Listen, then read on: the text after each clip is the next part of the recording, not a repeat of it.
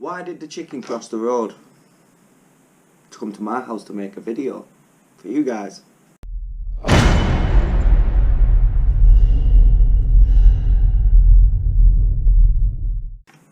Good morning. So it's here, the grand hauler, getting it back on the table and back built up for you guys. It's a Sunday, it's super early in the morning. I've been up most of the night editing the Leyland videos, and then I've been downstairs and getting all the grand hauler stuff back on the table ready to build. So we'll crack on now, and I'll get some more episodes of this done.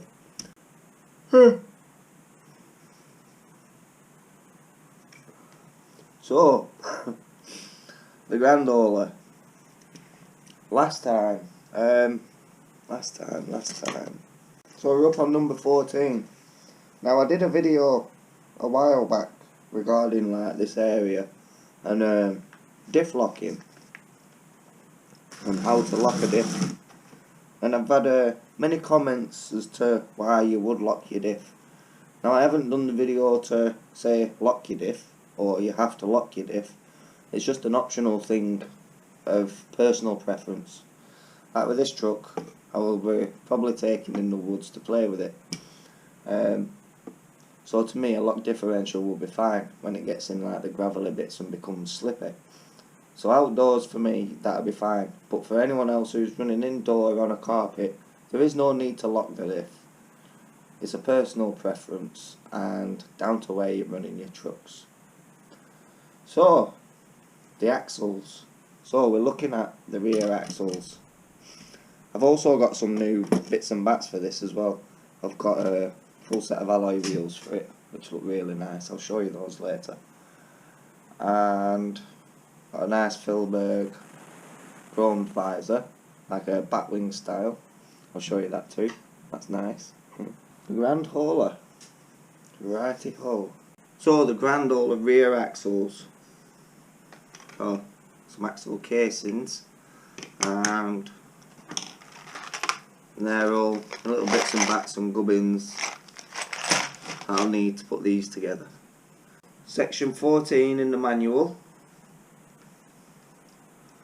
and I will be building it up like this, and I can pull it apart off camera later to lock up if that's the way I'm going.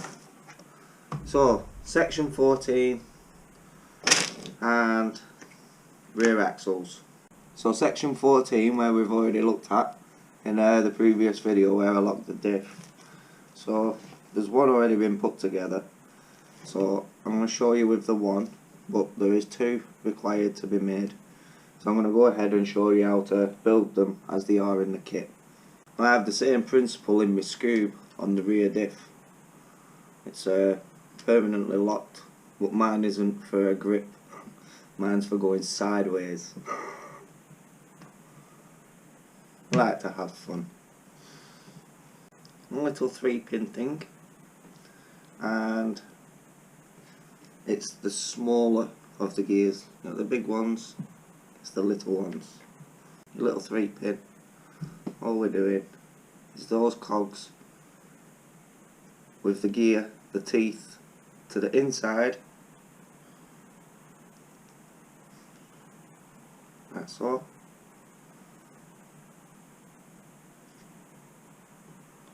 Take your diff housing, small washer, a washer on the back of the larger diff.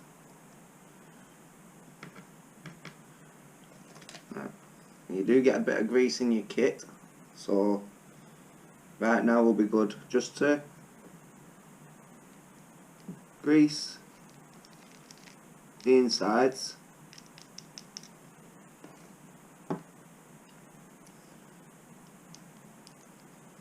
And then that'll just help with your diff and the movement inside there. Now, I marine grease this stuff. We've taken it outside, so that's the kit grease. Some of you may use optional grease, some of you may go with what's actually in the box. But I have a big can of marine grease which I use on my rock crawling vehicles and stuff like that. So I will be popping that into these at some point if I do end up deciding that I want to use this outside. The 3-pin just sits nicely on top in there.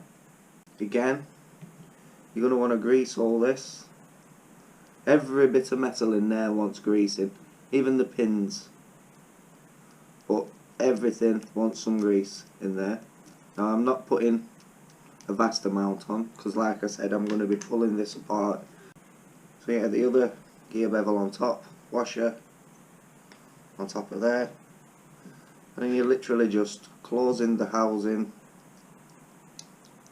And you've got the small 5mm M2 screws, and they're just gonna into the 3 holes around your housing to seal that up.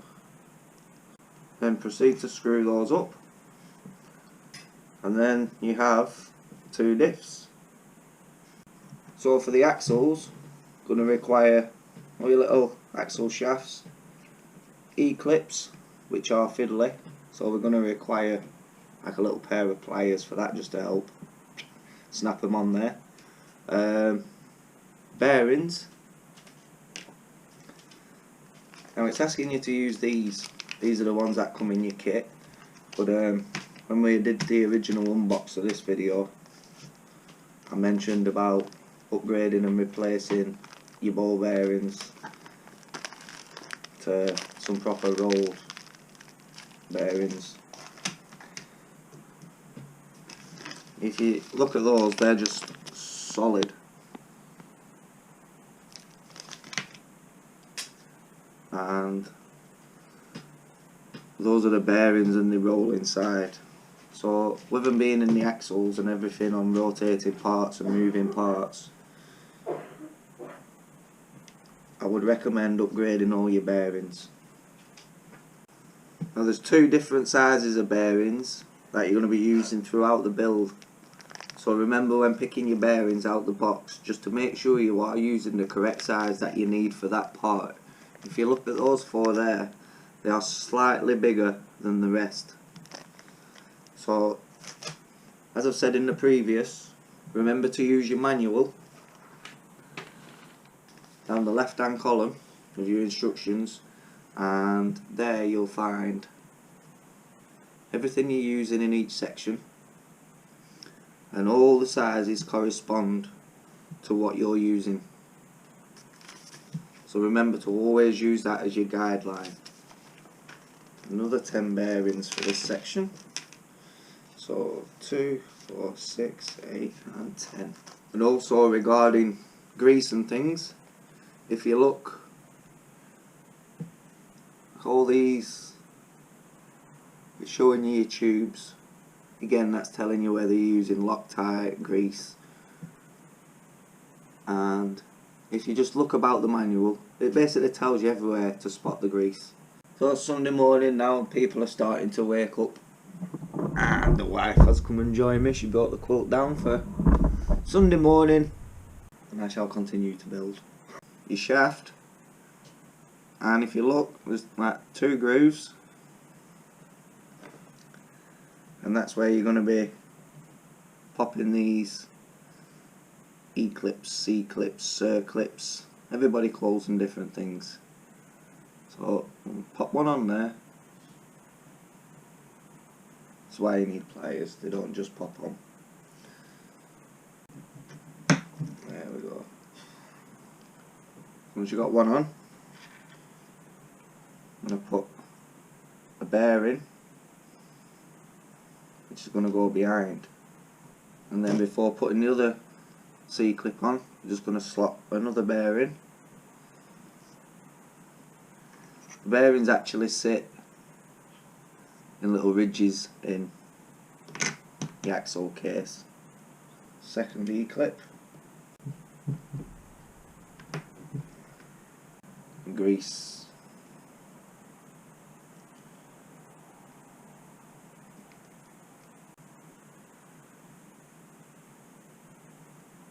And take the diff you've just built and it just slides into. Now can you see how that's rotating freely in there? That's because the diff is open. Now if you go back to my diff locking video, that won't rotate freely in there. It'll only rotate the whole lot, and that's basically what the diff locker does. So it's similar principle on the other shaft. I'll take the E-clips again. Really need my long nose pliers for this. I'm not sure where they are. I don't want to damage the teeth with these big things. If you look on the spline, if you damage that, and then that's your wheels won't thread on properly. So another 2 bearings.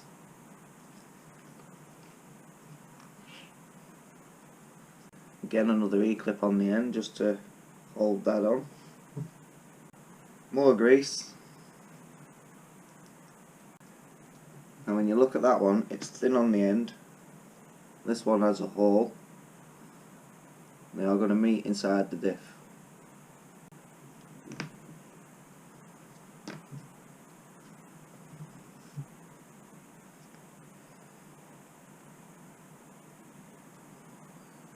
There you go. So now your diff and shafts are together and complete. You want your axle housing. Now this is the rear. Obviously the centre axle will have this on either side, creating a double drive, so you get the power from the transfer case through the axle and back out to the rear wheels, which is this casing. More grease, a bevel, and another E-clip just to hold the bevel inside. Again, you want the bearing. Pop that on there.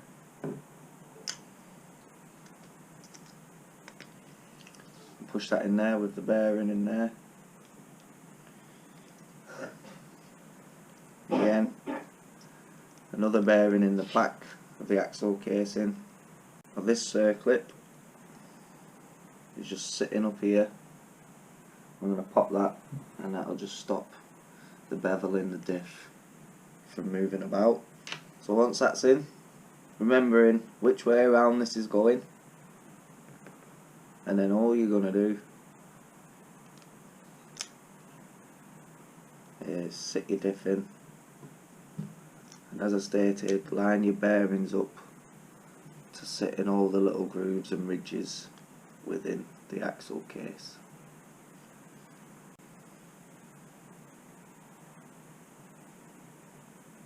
Again, on your gears, teeth of the diff, apply the grease, and then just keep working that round a bit. Apply a little more, and again.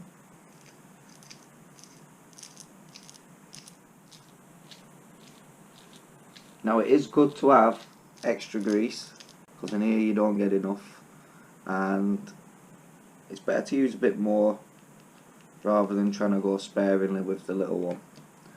Next bit, really simple, other side of your axle casing.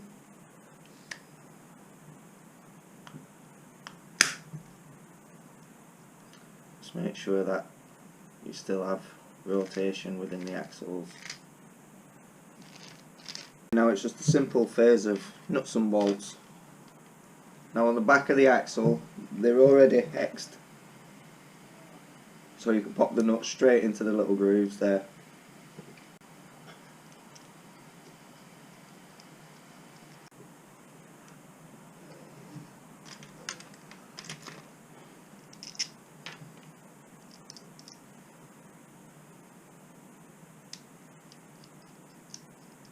So it's well held, it ain't going nowhere.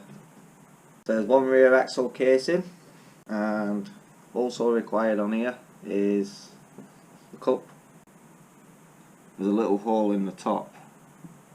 Can't really get that to focus, but there's a grub screw, tiny little grub screw, will go in that hole. Now on there, make sure it's the flat side and the hole goes over the top of the flat edge, because your grub screw will now go down in there, press against the flat edge and lock that onto there. I don't know if you can see in there the grub screw just catching against the flat plate on the bevel. So now for this axle, it's exactly the same, apart from whereas you put the bevel in this side on there, you're basically just doing that twice on either side, because that's your double drive. I'm just going to give this a little brush in here, because there's just little bits of dust which have settled inside there. You don't want any dirt inside, you want your diff to run clean.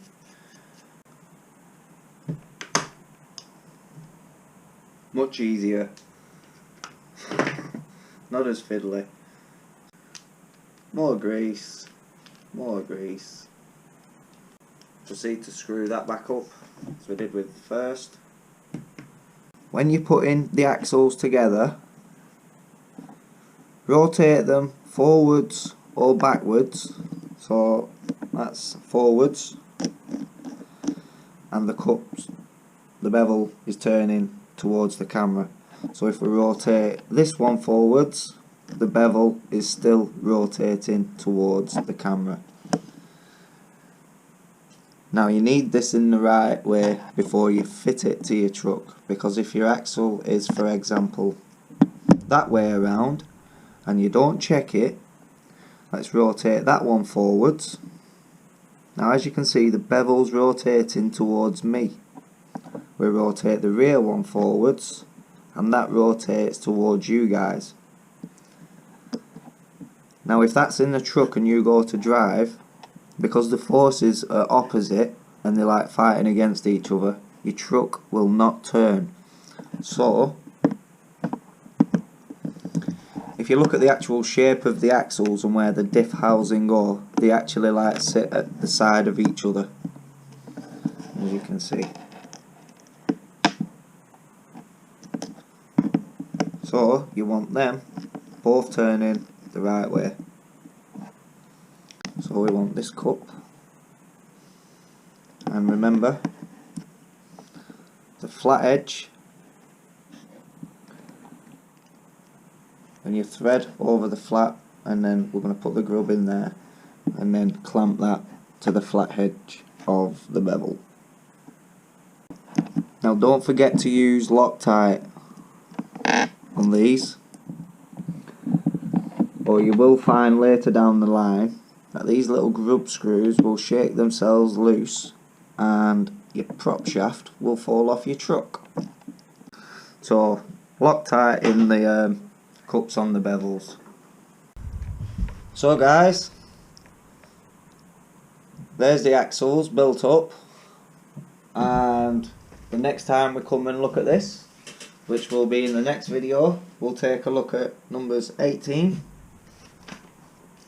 and 19, and that'll be getting the actual axles fitted to the rear of the truck on where you've already put the leaf springs and the brackets from a previous part. That's all for now. Have fun building. Remember the little bits that I showed you regarding the axles when fitting it, but we'll go over that again when we actually do fit them to the truck. Don't forget to subscribe if you're not already subscribed. Leave a comment down below, give me a big thumbs up, and if you're interested in scale trucking, feel free to come along to Facebook and join my Facebook group, and that's Scotty555Babe, RC Truckin UK, and also give my Facebook page a big thumbs up and follow that too. There I just share pictures and odd video clips and bits that you don't see in my YouTube videos.